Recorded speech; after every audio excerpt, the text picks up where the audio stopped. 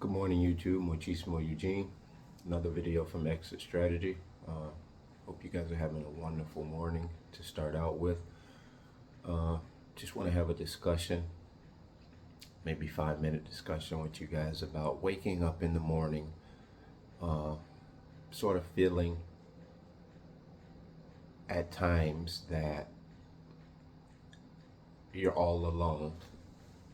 And I'm okay in my position, but I'm kind of thinking about others that are dealing with something that I've dealt with in the past, and I want to kind of encourage and share some words with you of wisdom. As you wake up, and as you know, there's not a lot of people you can talk to about this. Actually, here is the only place that you are able to talk about this freely without feeling like you're just only partially understood. Here on these platforms of YouTube, on these subjects of narcissistic personality disorder and all things dealing with NPD, you have a voice here, you're heard, and you're understood. But waking up outside of this format, and you wake up and sometimes you feel like, oh man, another day of this, another day of that. What am I going to do? You wake up in despair. You wake up probably a little depressed, reminiscing on some of the things that you had with that person, namely the narc, how good times were before the mask slipped or before they changed. So this is a thing that you go through when you say to yourself, it's kind of you rationalizing what these people are. For me, how I got past the situation with the anger, the despair, and probably a little depression, because depression comes in many ways. Me on depression, I'm always constantly doing things. I never sit around and become withdrawn. Although in times past, say when I was going for custody of my children, I spent a lot of time in isolation, and I read a lot. So I basically kept moving mentally, if not physical. And so that helped me a lot. I prayed a lot. Not in a traditional sense. I never really got on my knees that much, but I was always in prayer and meditation with God. And that's what God requires. He just wants your obedience and your honesty. So if you haven't been the kind of person that prays, pray. That's a good start to detach from all of these things that you may seem to still be dealing with. Another thing is, waking up, introspecting, and that's a word towards your healing. Introspecting is to go within yourself, look at all things, good, bad, and indifferent. You have to look at the whole. Don't just look at the good things that you possess, but don't get stagnated in the negative things that are within you, because we all have negative things that we carry around. And that's what gives you balance as a human being. If you didn't have flaws that you yourself were aware of and were able to point out to yourself and become okay with it, you wouldn't develop in a healthy way. You would always just you would basically you would be selective about your drawbacks and your hang-ups. Just call them what they are. Become okay with them for you. And if there's something that you're not really totally okay with in the negative, and you know that you would like to improve on, that's a different thing. But don't let that shortcoming hold you back, is what I'm saying. And I know some of you probably saying, man, that's easier said than done. And don't I know? But I'll tell you, goes right back to what I said. I mean, I threw some prayers up, man. And anyone that, if you're measuring prayer and faith and belief by another person who has fallen from grace, if you will, or has done atrocious stuff under the skies of religion, by all means, I understand your distaste for religion and spiritual matters. But what that person did, they manipulated religion. They manipulated spiritual things to the point where now they have you so disheartened by that thing, you know, you don't even dare go near it. And that's exactly what the enemy wants you to do. All the more embrace spiritual matters. Because from me to you, that is the only way that you're going to really truly connect to your soul purpose in life. That's the only way you're going to get real direction, real clarity, real vision for the future. And it doesn't have to be no once and done antidote. And you're not always going to ace everything you go forward with. But your vision and your determination and your vigor to challenge life and yourself will be a whole different approach, as opposed to when you did it all out of your own strength. You won't be depleted at the end of the day. You won't be defeated. You won't be disgusted. You won't be in despair. You may be a little dissatisfied you didn't reach or attain to that thing, but I'm here to tell you, you won't have poor me syndrome. You'll wake up the next day ready to do it all again. And regarding the narcissist, they're everywhere. They're always going to be everywhere. There's no way around it. I have them working for me all the time. They work for me in the capacity of I'm having to tell them what to do and give them instructions. And me and you know that a narcissist doesn't want to be instructed. So I'm living this every day. The same things I'm telling you guys to do to overcome this, I'm yet practicing these things. But guess what that does for me? It's continually building and molding my character as a human being. And I think it's pleasing to God. And if you didn't know what your life meant in this world, it is for you to build a character to the point where you can both leave something with someone as a guide, as a starting point, as a model for them, be it your children, your nephews, nieces, grandkids, friends, partners, business partners. You molding your character to leave a legacy. And your legacy won't begin until you're laid to rest. Nobody builds and establishes true legacy while they're yet alive, I believe. Because your legacy can be tarnished by way of the enemy. And I'll give you a case in point. I like to back up everything I say because I'm a watcher. I'm an observer of things. And as an empath, we are observers. We're casually observers. We're intense observers. We're hyper vigilant observers many times. And case in point, Joe Paterno, outstanding football coach from, I believe, Notre Dame. I'm not sports savvy, so if I'm wrong about his name, correct me. But I think the team was Notre Dame. You guys who don't know the story, Sandusky, which was his assistant coach,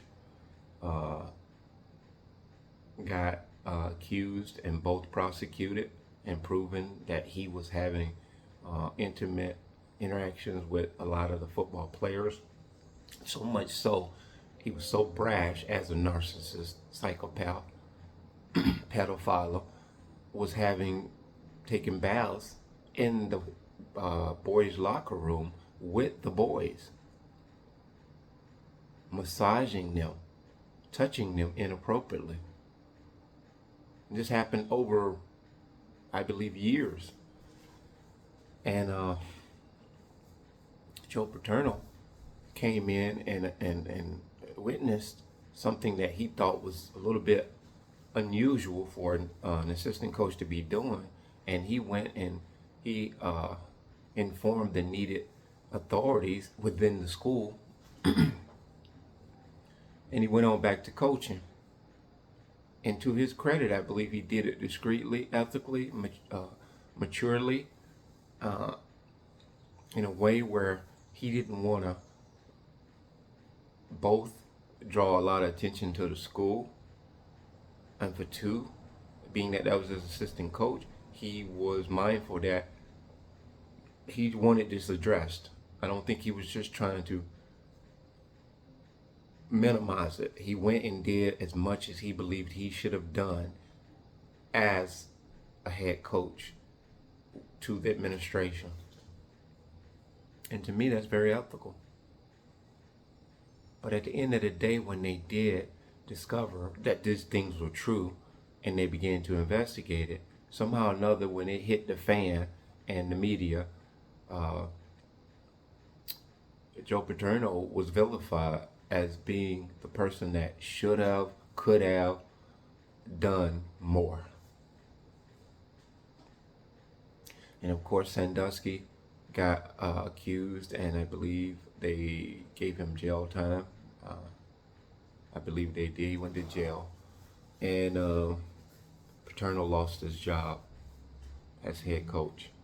And I think he was in his 80s, probably close to his 90s. The man's record, I don't believe a lot of them will be broken anytime soon. But this is the stickler right here. This is the thing. He ended up losing his job for something he didn't even do. And he also died shortly thereafter. I believe they removed a lot of things that were attributed to his success. I don't think, it's hard to imagine they took down everything. How can you undo a man's legacy? You can't. While he was alive, they undid his legacy. But now that he's laid to rest, his legacy will forever be remembered by me. And even if a person wants to attach that Sandusky thing to him, any sports fanatic who's followed Paterno from day one, they know one thing, and one thing for sure. This guy has nothing of any kind that's associated with that kind of foolishness. He did one thing very well, and he coached. He was a focused coach. He was a very, very kind man. Paul Bear Bryant, Southern coach. See, these things that are happening are going to happen to you, no matter whether you are a celebrity coach or you just a regular old guy like myself that has been through the meat grinder in life, not knowing that that's what it was when I was going through it. And God just allowed his grace upon me at 53 years old to see now that my life has purpose, it has drive, it has determination, it has purpose for him. And because it has purpose for God, I know in which direction I'm going. That's what helps me. The inner peace that I have that's afforded me is only by grace of God. But see, I have to realize that that is coming from something outside of me. I'm not self-motivated by this. I'm not self-motivated to be this way. I'm motivated by this, the grace. But this is not something that I've created within myself. And this is the God honest truth. I just have to tell you what works for me and how I'm able to be sane in this insane roller coaster ride of sorts with not only the most recent narcissist, be it the wife in 2019, and I'm still married to him, dreading the divorce process. Just hopeful that the divorce papers come to me. I told everybody, so if he pulls up or if she pulls up with the papers, be it the people who deliver them to you, sure, I'll jump out the window. Living upstairs, I'll jump out the window, or I'll yell, look, you don't have to get out, I'll come to you. I'll dance like David danced right outside in front of everybody. But it won't just stop right there. I'm sure there's a process. Just getting served with him, that's just the beginning of of a, you know what I mean? It's just the beginning of a slow bleed. But the motivation that I have every day is not the same. The motivation I have in any given time is, it fluctuates, but it's always an inner understanding that I need to do what I'm able to do. Nothing more, nothing less. If I just do what I'm able to do, life becomes more and more clear. Your purpose in life becomes more authentic. You become more at peace because you're not trying to do things outside of your power, outside of your capacity to do it. And if you can just start on a practical level, you'll be fine with all the things around you that are happening. Because it takes time to accept that these monsters are all around us. On a daily basis, I witness them probably 20, 30 times a day. You know, outside of myself, different things I observe, into how much I pay attention to it and internalize it, determines the degree of how well my day ends up being for me, and in turn for others, in a good way, in a meaningful way. Because a narcissist is just a distractor. They're a distractor, wasters of time. They're just spike strips in the road. That's all they're doing.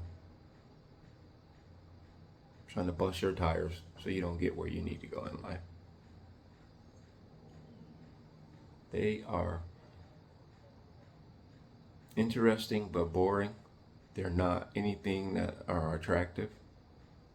And when they start making a lot of noise, drawing attention to themselves, I got tinted windows on my truck. I put on there, probably illegal, but the thing is, I love the fact I got tinted windows. I've never rocked tinted windows. I've had them in a car here or there, but some people just have to have tinted windows. I've never appreciated tinted windows more than I do now. Not because I don't want to be seen or I'm trying to hide from anybody, but it allows me to shut all the narcissism off. I pull up to a light. You casually look over and you got the whole car gawking inside of your car. People are just insatiable. They can't even mind their own business. They cannot even keep their eyes on the road. I mean, we all casually observe our surroundings. I'm very, very vigilant for reasons unlike a narcissist. So I guess we're all observers in this world. Some of us are observing for healthy reasons, and we may look over and see a need. Someone needs, they're in a distress. And the narcissist likewise looks over and it's like, that looks like some prime supply right there. Now, unbeknownst to you guys, sometimes these guys will follow you. They'll stalk you. They'll stalk you to gas stations. I gave this story one time of, I saw a fine girl one time, and man, and something inside of me said, man, turn around and go in next door and buy a soda or something, just to get close to her and see her. So that is a narcissism in, I think, a lot of us that wants something that's attractive. And to what degree did I buy into that thought, which seemingly is a healthy thing? I see a girl, boom, boom. But one thing you didn't note, that's superficialities that I could do without in that way. If I observe that person, I take a mental picture, like a narcissist does, a Photoshop of that person. And if you happen to run by them again, maybe you may have an opportunity. That might be fate. You don't go out of your way to bump into somebody pretending that it was just happenstance. That borders on psychotic. Because your drive is being motivated by physical, by outside. And who does this more than anybody? A narcissist. So we all have narcissism, but you have to hold it in check. You have to control it. And how much you desire other people's attention will also determine how your day starts and how your day finishes. Isolation doesn't have to be a bad thing, guys. Start your morning with a nice cup of coffee, tea, whatever you drink. If you don't drink any of that stuff, start your day with meditation. Before your feet hit the floor, just speak to God. Ask Him, give me a direction. Tell me what you want me to do. And, I want to be obedient to do it. It's as simple as it gets, guys. And if you don't want to do this, you have to ask yourself, what is stopping me from doing it? Is it pride? Is it me not believing that it's going to work?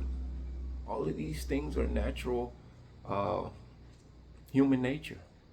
But don't let these thoughts stagnate you from a possibility of growing.